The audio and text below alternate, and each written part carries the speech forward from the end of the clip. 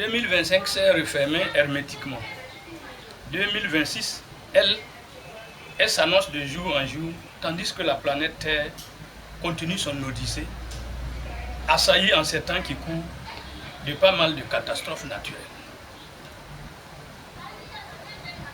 Donc climatiquement, le réchauffement des eaux maritimes, terrestres, de l'atmosphère ambiante, dû sans doute à l'activité humaine, semble en être tributaire. Pour l'instant, l'espoir est permis, car le trou de la couche d'ozone, longtemps resté béant, se referme de jour en jour, et l'humanité se doit un effort de plus afin de réduire les émissions des gaz à effet de serre, celles des combustibles fossiles en tête. Les avions verts, les trains de nuit peu polluants et pas mal des véhicules électriques se doivent de soutenir ce processus déjà en fou. L'économie mondiale bat de l'aile et augure de lendemain meilleur, car les perspectives 2026 semblent prédire une croissance contrastée de 3,1. L'économie africaine, quant à elle, baignant depuis belle lurette dans de crises diverses, tirera pourtant nul doute son épingle du jeu, avec une croissance probable de 4%, malgré les faramineuses dettes qui sclérosent presque toutes les nations de la sphère.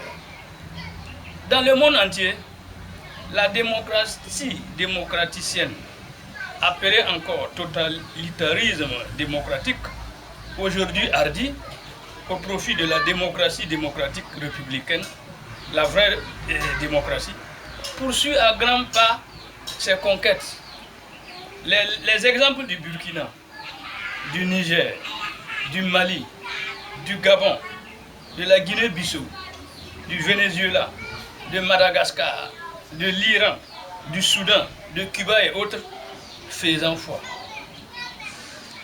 Décrions en cette année la résurgence du sida, de la malaria, de la tuberculose, de la fièvre jaune et de toutes les hépatites virales, le Mpox compris.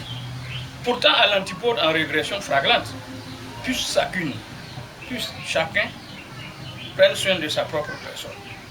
Félicitons au nom du plein emploi par l'industrialisation tous azimuts, les politiques nationales ourdies en moins de 3 années par la RDC, dont les exploitations assidues des minéraux critiques, comme celle du fer et de la bauxite de la Guinée-Conakry, ont permis aisément des protubérances financières.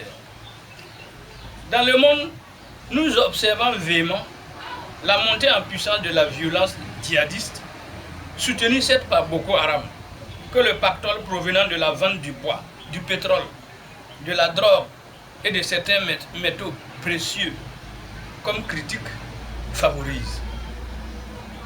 Puis au nom du multilatéralisme et de la coopération, que les efforts des uns et des autres pacifient ce monde en tumulte.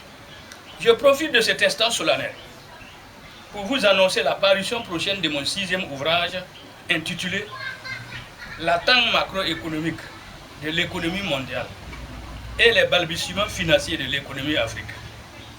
La modélisation du RNB à PPA comme solution idoine pour le développement inclusif de tout État. » Cet ouvrage d'économie politique révèle une science de croissance économique et de développement dont je suis le concepteur. Bonne et heureuse année à toutes et à tous.